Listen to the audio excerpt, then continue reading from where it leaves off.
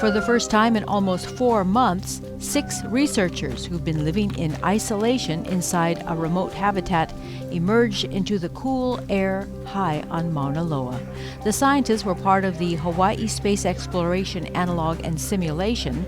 It was a food study conducted on a grand scale, designed to stimulate the living and working experience of astronauts on a real planetary mission, and to compare 2 types of food systems as thoroughly as possible in the context of a 4-month Mars analog mission. A bunch of cameras and journalists were there to witness the emergence.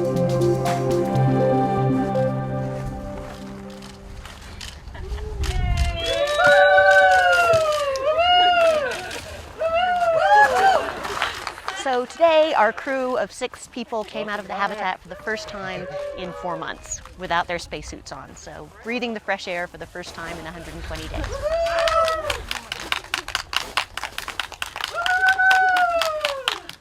And then the crew had breakfast. I basically, myself and some friends, cooked a giant breakfast for them. My stepmom sent these for you. Went down to the Hilo Farmers Market and bought a ton of fresh fruit and chopped it up for them, and they were very excited about that. Very good. So we have a lot of like veggies and fruits. Everything is either freeze-dried or dehydrated. But something that I think we shared in common is we were missing the texture of fresh veggies, because everything dehydrated is chopped, and so it feels really good to have a different texture. I'm back on Earth, but I'm still in this beautiful landscape. But of course, it's going to be different once I'm back in the city. That's going to be quite different. I know this landscape because I've been walking around here so often in spacesuits.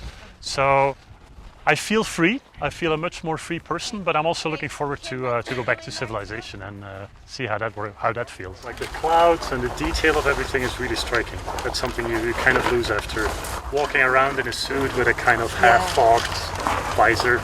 So that's I heard about this, and it's really true. Every single rock looks pin sharp. It's like, wow, high-resolution world. Yes, I would love to have a beer, but I'm also a little concerned that after 4 months of not drinking any alcohol, it'll hit hard. So I might take it easy. I'm loving feeling the breeze against me, and even the warmth of the sun on my face. It's just, that's nice. You know, I want to go to the beach. I want to see the waves crashing on the beach, and I want to play in the water. I mean, we have been on a water shortage. You could only take, 2-minute showers. And so I want to get wet and hang out at the beach.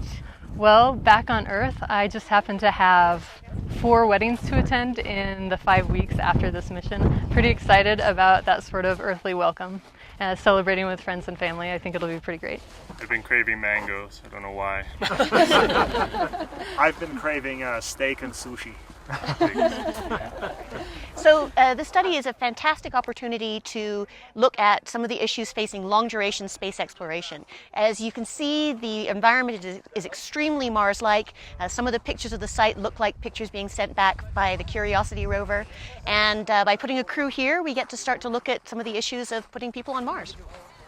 We chose the crew to be as astronaut-like as possible. So we used the same criteria that NASA does when they're choosing their astronauts. They're required to have a science, engineering, or math background, years of relevant experience, be good physical condition, and have experience in complex operational environments. So those are, for example, if a pilot, a deployed soldier, these are all examples of complex operational environments. My name is Cyan Proctor. This is where I lived for the last 4 months. I am the Education Outreach Officer. I am a community college professor at South Mountain Community College in Phoenix, Arizona. This is where I would sit and do my work. My job was to take photos and videos and to put them on the website and to maintain the website, but also to run this recipe contest called Meals for Mars. Hello, and welcome back to another episode of Meals for Mars. Today it's all about sushi, where people were able to submit recipes, and we picked 25 finalists, and we cooked every single recipe during our 4-month mission.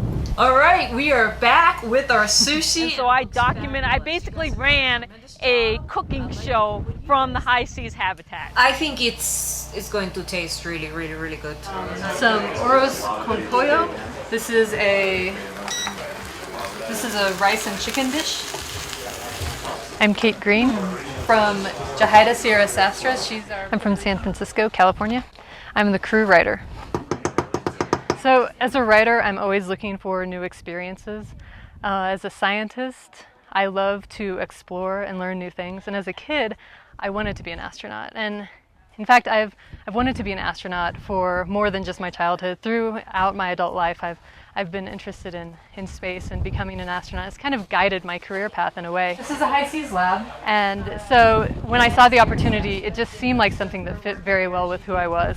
It was a new experience, it was about space, and it was an opportunity to explore science and maybe even help the body of science, help give us information that could get us to Mars. My name is Angelo Vermeulen. It's a very special night tonight. I'm the High Seas Crew Commander. 3 months in, 1 more month to go. And for the occasion, I grew our first fresh food. The biggest surprise for me is time. It was a very subjective experience of time. Time went very fast, much faster than I ever thought it would be.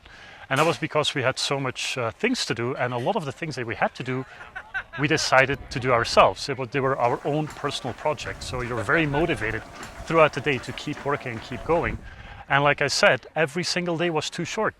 And that's something that I really didn't expect at all. And the things that I expected that were going to be difficult, like the physical isolation, the being close together with 6 people all the time, they were not difficult at all. Sprouts, fresh sprouts, which have basically been growing during the past week. I started last week. I guess one of the biggest surprises was how well we all got along. We didn't know each other coming in, and we all come from so many different backgrounds, but I think that really worked. The diversity of the crew worked in our favor because everyone brought something different to the project, and to living together as essentially a family. It was pretty fantastic. I mean, crew selection. I am so fortunate to have been with a great group of people. We got along, we complimented each other with our skills. Everybody was clean, they were polite. It was fantastic. And I came off of I did a reality TV show a couple of years ago on the Discovery Channel called The Colony. And that's where eventually we had 10 people together, and we lived 2 months together in a post-apocalyptic survival situation. So in a way, they're both survival, but very different, because in The Colony, it was a selection of more random individuals. Whereas for this high seas mission, there was select criteria. You had to meet the standards of being an astronaut. So the personalities of the crew I got along with really well because they were more like me. Well, we're still analyzing the data, but what we found is that by selecting a crew to be very compatible, they got along very well. They've been a very cohesive crew, which has been fantastic. They've managed to make it through 4 months in isolation without killing each other or even getting into big fights, which is a wonderful thing for us and very important for future exploration. Well, talking, really. I mean, we talked it over. I mean, that's one of the things that as a commander I developed my own style. I focused on 2 ways to keep people together. The first one was the morning briefing, and every single morning after breakfast we would share with each other what we were planning to do throughout the day. And I thought this was important so everybody knows what the other people are doing and people can start helping each other. So that was an important thing. And I also asked or invited people to work at least part of the day in the shared room. If people didn't really felt like it at a certain day, I would never made a problem out of it, but I really invited people to try and do that. And by sharing the same space and working together, conversations start much more easily. And by making sure that people don't start working completely isolated in their own rooms day after day, you get a crew that is talking a lot, and conflicts get actually prevented by that. So that's one of the ways I worked with it.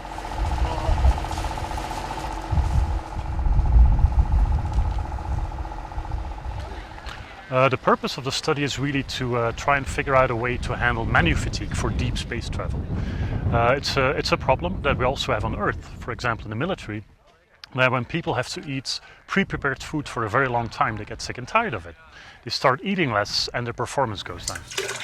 The strategy that we experimented with was to allow astronauts to cook their own food instead of just eating pre-prepared food. So we had a whole pantry of shelf-stable ingredients that you can keep for multiple years, and we were allowed to cook our own dishes with that. And that makes a huge difference. There's many favorites. It's impossible to choose just one, but among my favorite cooked dishes was definitely Moroccan tagine. So we've got 1 pound of diced, freeze-dried, I should say, beef. Cover that bad boy up. Russian borscht. Good to go. We also made a kind of combination between enchilada and lasagna. A dish that we talked about a lot in the press before that we didn't like, a pre-prepared dish that we didn't like, was kung fu chicken. This is something called kung fu chicken. Which is a sort of backpacker's food. This is a just add water and heat. But it's once you prepare it, it becomes kind of slimy and it's absolutely not very tasteful. It had a slimy texture that made it kind of roll in your mouth funny. So no, the people didn't like it that much. Its taste wasn't very good either. But everything about these pre-prepared meals, there was just something very similar about them. Things started to sort of blend together over time. The textures were just the same. It's a consequence of the dehydration freeze-dried process. So you can't really do much to change that. So we rehydrated some carrots and some freeze-dried broccoli. And this is chicken. Drawing the attention to the crucial role of food when you send out people to remote areas in space. Food has such an impact on crew morale and on health that using pre-prepared food as they are using it now is just not sustainable. I think, and we really drew attention to that, and we're offering solutions for this. So I think that's definitely one of the main outcomes of this study. But also the role of autonomy. Like I said, we were a crew that we were allowed to do a lot of things on our own, which is very uncommon in space exploration these days, up to this day. Astronauts are usually more operators. They carry out predefined experiments and they're scheduled or planned in detail. And we actually got to define our own schedules. We got an overall goal and we had to accomplish certain goals, but the way how we accomplished those goals was up to us. And that was hugely motivating, really kept crew morale really high. So I think apart from from a proper food strategy, it's going to be really important to trust your crew and to give them a lot of autonomy when you're sending them out for multiple years in space. This is where I lived for the last 4 months. It's small but comfortable. I really enjoyed it, and the best part was before I left, I put a shout out to my friends saying, hey, I'm going to Mars for 4 months. Would you leave me some notes with open on this day? And this is what I got. My friends went out of their way to provide me notes so I wouldn't get lonely and miss being at home. And so my best friend, Diana, gave me something to open every day. So 120 pieces of paper that were marked with the date in order, and every day I would open something from home. And I think the hardest part about living in this environment was just not being able to walk out the front door. I'm a person who's used to getting on my bike, riding down the streets of San Francisco, going to work, seeing friends, and I just wasn't able to do that here. You can't just go for a walk. We did have a treadmill inside, and that treadmill became crucial to my well-being. I really enjoyed taking walks to work. That's what I called them. After breakfast, I would get on the treadmill and just look out the window, and that really made a difference. Zio, this is a measures your sleep. And so this was one of the studies that we had to participate in. And so I had to wear this headband every night. And so I would put it on like this. And then I would go to sleep, and the Zio is going to register my sleep. And then in the morning I take it off and I just put it on here, and it will keep a record of how many hours I slept. We're allotted 8 minutes of shower time per week. And so we devised a schedule so that our shower time would be distributed evenly throughout the week. It's something that we experienced when we were first working out the bugs of the system. We had to get used to the cycles of the septic tank, and in that process we learned how critical it was to have a working flushing toilet. The crew gets very unhappy and it's unhealthy. So one of the things that we made sure to do is to have a redundant system, essentially 2 toilets. Basically what you were doing during the day was you were doing chores that had to be distributed through the crew. You were doing the food study, and you were doing personal research, and on top of that your workouts. And then a few times a week we would go out on EVAs. It's called extra vehicular activities, walks outside in the landscape. And you would have to suit up in a mock-up spacesuit, and that takes a lot of preparation as well. So if you put all of that together, you have little time to do anything else but work. I think that we can definitely do a mission to Mars. And so I think, and with the right set of people, I think that it would be a very successful mission. This is a wonderful opportunity for the state to have this kind of facility here. We've got researchers from all over the world knocking at our door to have their projects on the next 3 missions. So this is very exciting. So not only are we bringing in the NASA funding for the next 3 years, but there's a giant pile on of other researchers wanting to get involved. So it's going to be great for UH students, and I think great for the state as a whole. As the mission comes to its close, the researchers also announce the winners of the High Seas Recipe Contest, selected from a list of recipes submitted by members of the public.